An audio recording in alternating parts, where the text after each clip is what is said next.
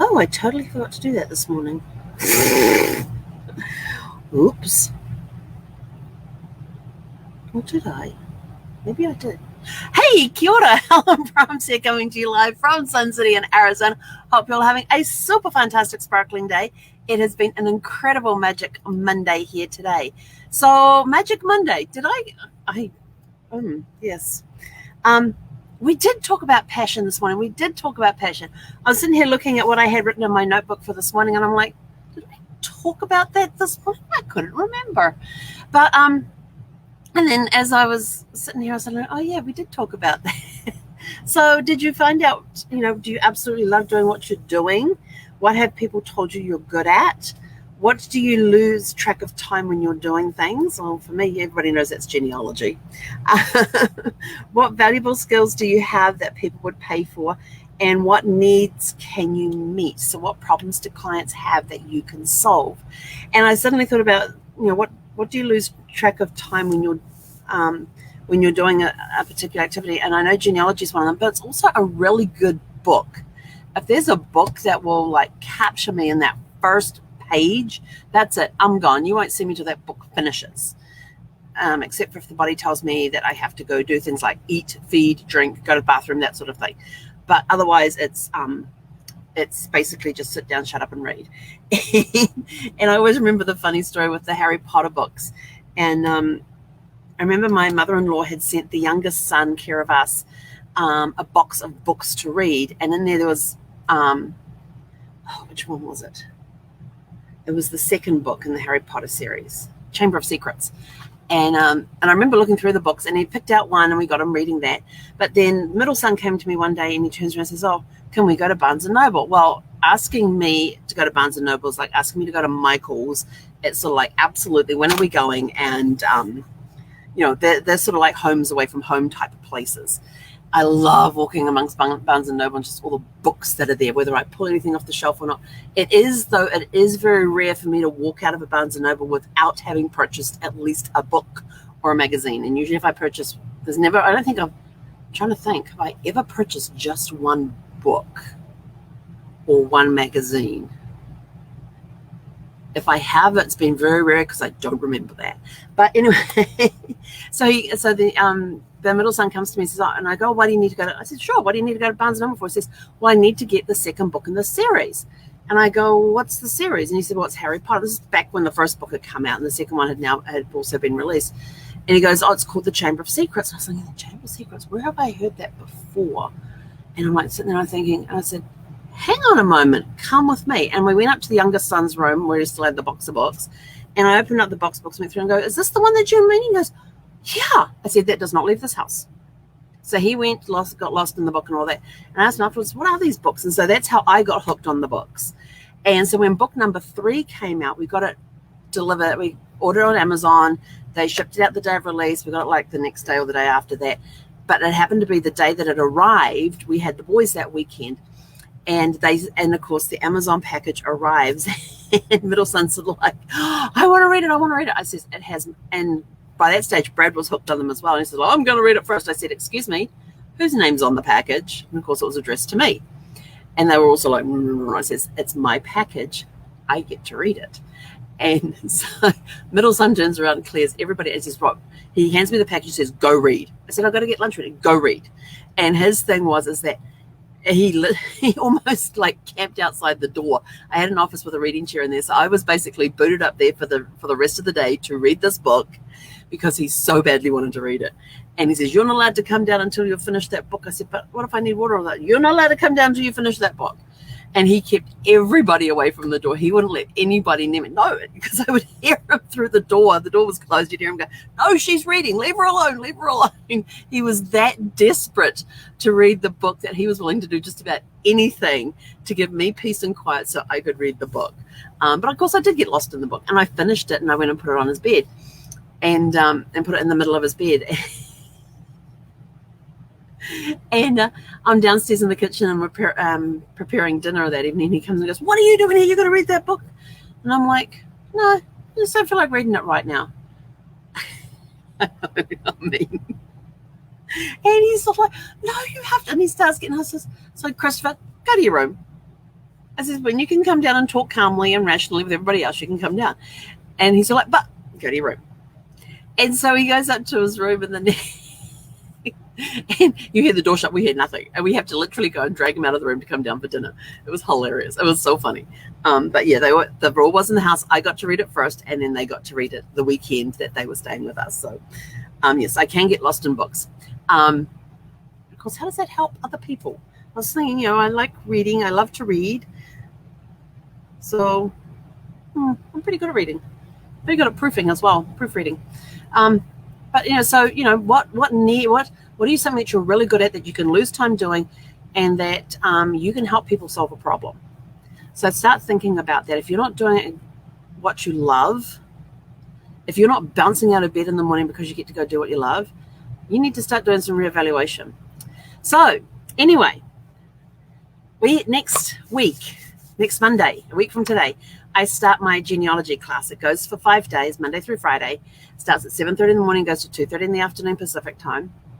We have a virtual expo on the Saturday. We've got orientation on the Sunday. But during that time, our instructor has, and that it's done by the Georgia Genealogical Society, and they do this every year. And usually it's held at the University of Georgia. And you sign up for a class, and you're in that class for the entire week. There is no switching classes and all of that. You're in that class for the entire week. And usually it's done in person, but last year they did it virtually. This year, and then at the end of last year, they decided no matter what happens, we're going to do it virtually again for 2021, which I am thankful for. And so it starts on Monday next week. So one of the things that they did, and you're probably wondering in the description, is why is that? There's a long list of names in the description of this video, and it says, what do all these people have in common? Very interesting thing that they give us to do. So what we do is that we, of course, put our names in. We put the names that we're researching in there, because the whole intent and purpose, one of the things we have to do during the week is connect with as many cousins as possible. And I'm like, well, that's going to be interesting, since most of mine came from England. I don't have any relatives in the, well, correction, I have a great aunt who moved to Boise, Idaho at the end of World War II. She was on the last war bride's ship to leave New Zealand and come to the US, and it was a naval ship, and basically all it carried were New Zealand women who had married American military people while they had been based in New Zealand, and some of them had kids with them, some of them did not. My great aunt had a son with her, and he was sitting like a year or two old, and so they called them the war brides ships, and they put all these women and their children on the ship and brought them back to America and things. And so from there, she went on the train up to Boise, Idaho. And in August 2019, when we were visiting, because it's my dad's first cousin, so when we were visiting the cousins up there, Mary took us for a drive around downtown Boise, and we went up to the train depot where my great aunt had come in, and so got to see this massive, long platform that they had there for the trains coming in, and they had this big steam engine sitting there, and there's all the stuff that you could read about. And she said, oh yeah, they came in here, and this is where she would have come, and sort of view she would have seen. And you stand up there, and you're basically looking from where you're standing. You look straight down this road, and there's the Idaho Capitol at the end of the road. And it was quite a spectacular view from up the top there. So being able to see that and know that that's where my great aunt came in was sort of like, wow. So that's my connection with Boise, Idaho. So I do have cousins there. They're all first cousins once removed, second cousins, and then I believe I also have some second cousins. Yes, I also have second cousins once removed as well, which means that my second cousins have kids. So I do have some relatives here in the States. So what was interesting is they gave us this link that we had to go to, and it pulls up your family tree. Now I'm looking at this family, like they pull up this list of names comes up, and I'm like, what the heck is this? And apparently it's all these relatives that I have. And I'm like, I don't know anybody on this list. What the heck is this list? And so I do some I dig a little deeper into what they had sent us for this link. And what it was a list of famous people that we were related to, that I am related to in some way or another. And it starts off at 8th cousin 3 times removed and goes to like 15th cousins. And so these people that are listed in the description are all people that I am related to in some way, and they're all distant cousins. And I was just like, and this is only a small portion of the huge list that they had. But I thought it was interesting that that I have a connection with Robert Frost, who is one of my favorite poets. And Mark Twain, Samuel Langhorne Clemens is in there as well, known as Mark Twain. Of course, I started reading his books earlier this year. I've always had a deep fascination with the West, with the Western, and you've got, and so there's some country singers in there. There's some Western people in there. I have a cousin who's a big fan of, she's a huge fan of Elvis Presley, but I can't remember if he's from my mother's side of the family or my father's side of the family. And then if it's from my father's side of the family, which is where my first cousin once removed is, then which side does it go up, the maternal side of my dad's family, or my father's family, or up my paternal side? So I've got to figure that out, because she's on my dad's maternal side of the family. So if I can find that and see if we've got that common, and then I can go to her and say, hey, you have a connection with Elvis Presley. He's my whatever he was. I can't remember the relationships, So it was interesting going through this list and seeing some of the names that came up, and I was just sort of like, wow. And I would tell you the last name on the list, Florence Nightingale. I have been a huge follower of her for years. When I was in primary school, we had to give speeches on famous people, and I had a huge interest in nursing. My mum was a nurse, and I wanted to follow my mother's nursing steps. But thanks to a dentist when I was like 16, who made me terrified of needles at the time, because of the way because I lost my last baby teeth when I was 16, and he literally had to pull out the last 2 baby teeth because the other teeth were coming in. That's why this one's a little out of whack. But he gave me a huge fear of needles. So for me, nursing was out. But I had always loved the story of Florence Nightingale, and she was one of 2 people that I used to give my speeches on. And she was just such a fascinating woman, and she was known as the Lady with the Lamp. And just what she brought to the world of nursing was incredible. Like, she would go into these places where there were all these wounded soldiers and everything else, and she started separating them by the illness or the injury that they had and keeping all the like ones together. She started making doctors wash their hands between, and it was just water. It was just water at the time. It wasn't soap at the time when she first started doing this, but she made the doctors wash their hands in a bowl of water before going to the next patient.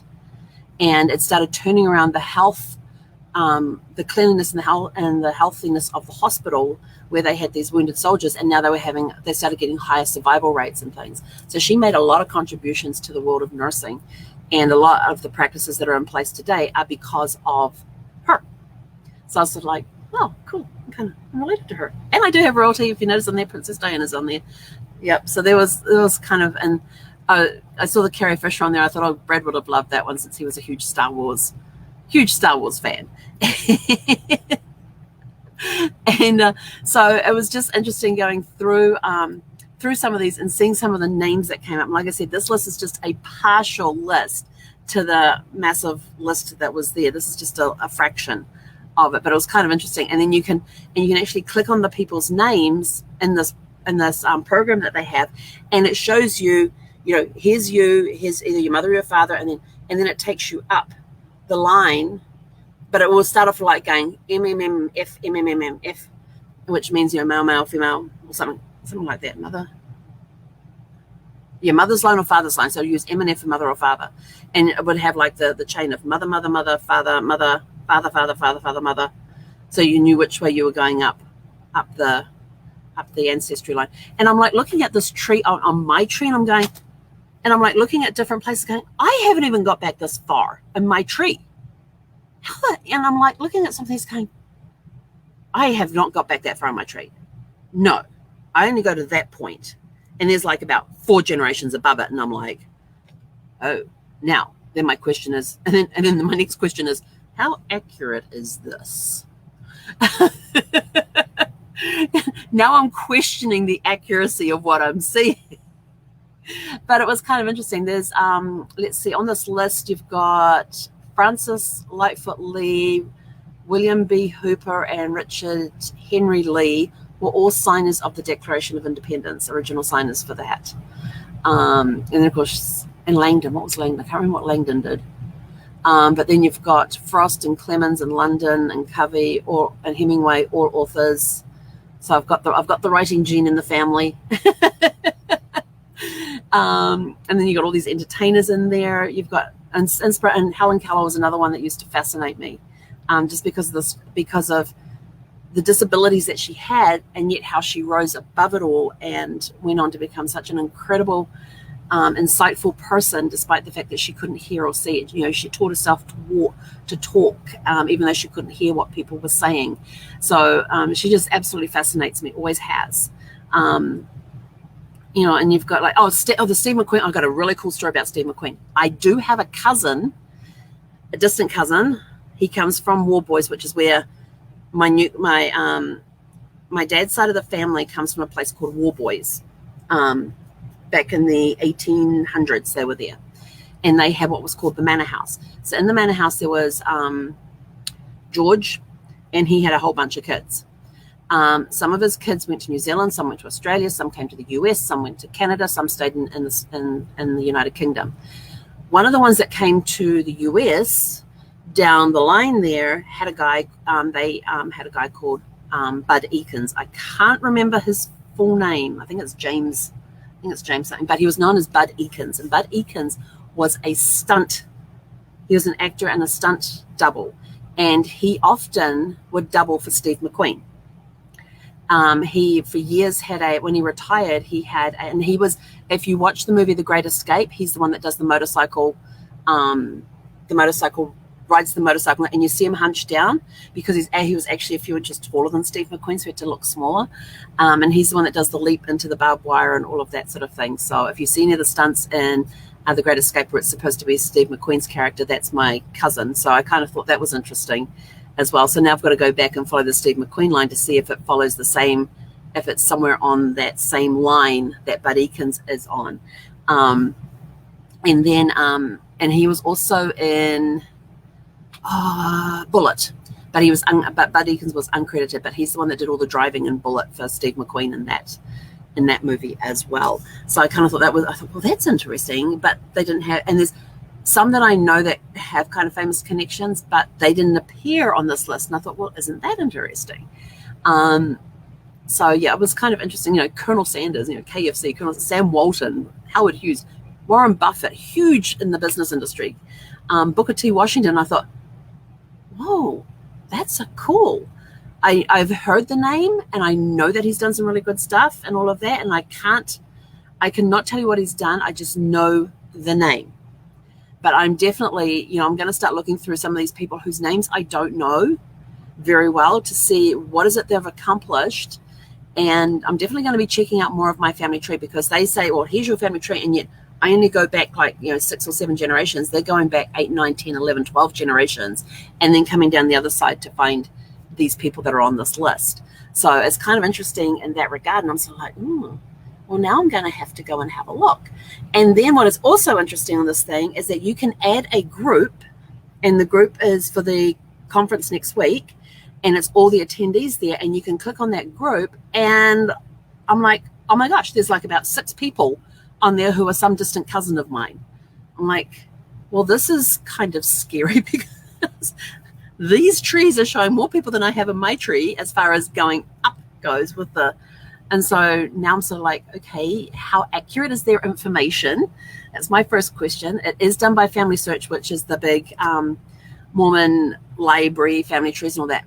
But there is one thing with Family Search, is that you can upload your tree, but people can come in and make changes and stuff. And it kind of annoys me when I have, 3 to 5 sources against something to show that this is definitely the right person that fits in this tree, and somebody comes on and goes, oh, that's not the right person, and puts their thing in its place. I'm like, what happened to my person who has been verified that they are part of my tree? And this person comes in, no sources, no nothing, and changes my tree. And so I'm sort of a little leery about what's on Family Search.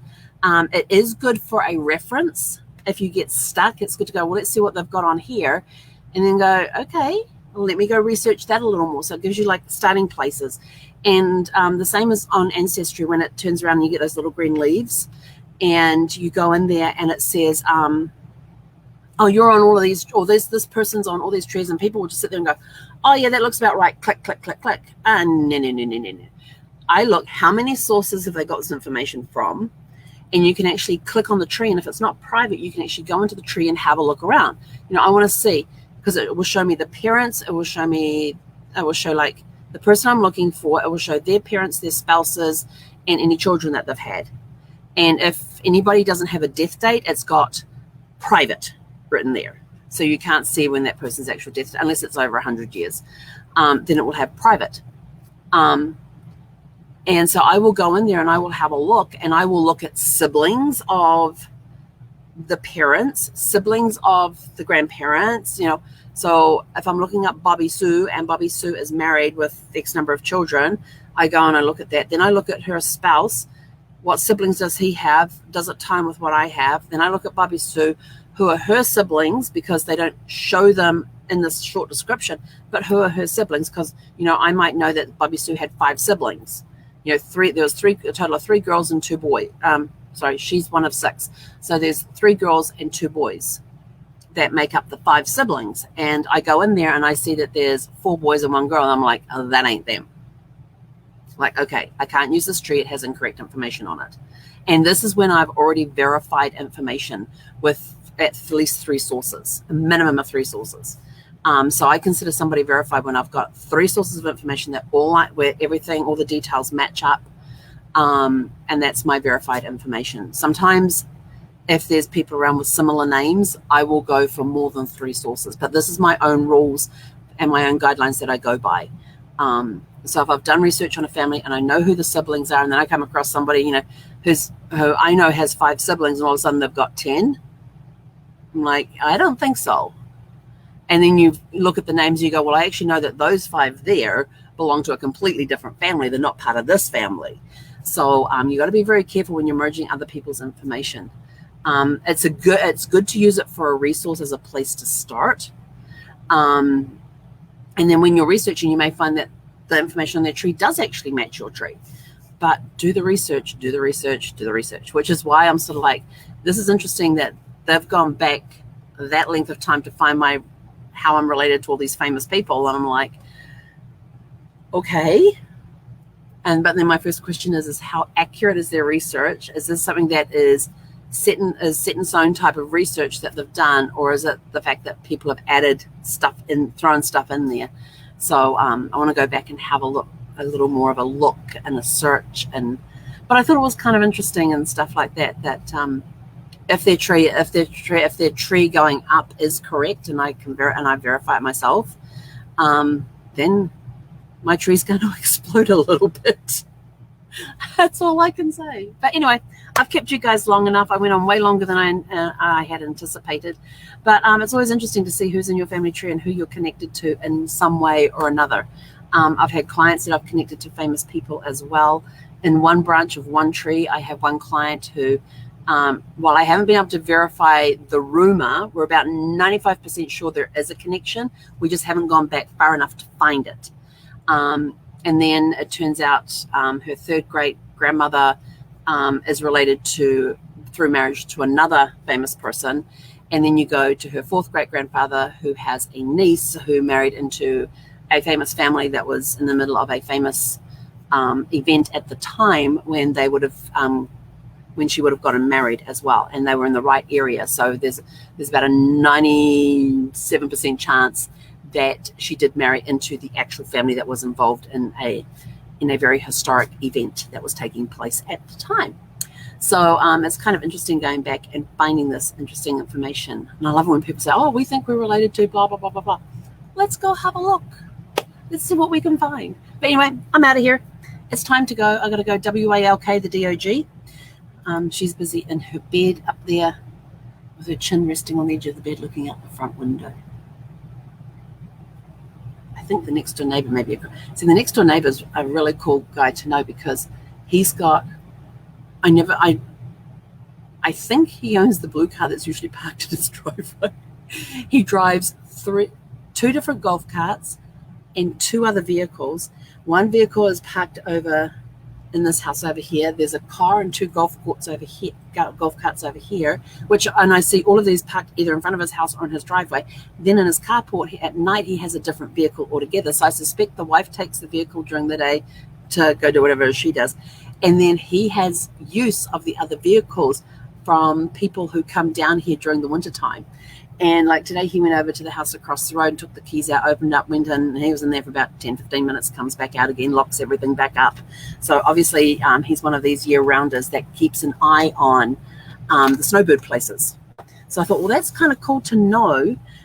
It's always good to get to know your neighbors when you're in a campground, because one of the things that up at the office they ask is who here at the campground knows how to reach you, who has a spare set of keys to your place. So they want you to become a community and have those connections with your neighbors and things, because if you're away, who's keeping an eye on your place for you while you're away, and that sort of thing. So it's kind of cool to know, but they want that information. And of course, I'm like sitting there going in the space. I go, I just moved here. I know nobody yet. So nobody has my keys. Nobody has any of my contact and my next of kin information, or who they should call, or anything like that, because I just moved here. I don't know anybody. I wasn't referred here by anybody. I found you guys by, coming and staying here. And they're like, oh, that's okay. They said, but when you do get somebody like that, please let us know. I went, absolutely. Yes. So anyway, I'm out of here. Go have a super fantastic, sparkling evening. Enjoy your evening. And let us know about the questions. What is it that you're passionate about? What is it that you're passionate about, that you lose time when you're doing it? That's something you absolutely love to do. Everybody tells you you're really good at it. And then, what need can you fulfill in others? So if somebody has a problem, what do you, with your passion, do you provide the solution to that problem? So anyway, I'm out of here. Go have a super fantastic, sparkling day. If you know that you're related to famous people too, put it in the comments below. If you know the actual relation, like are they 10th cousin 4 times removed, 9th cousin 3 times removed. Who was on that list?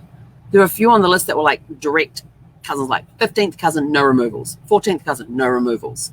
I thought that was kind of interesting too. And I think it was Princess Diana. I'm like 14th cousins with no removals in it.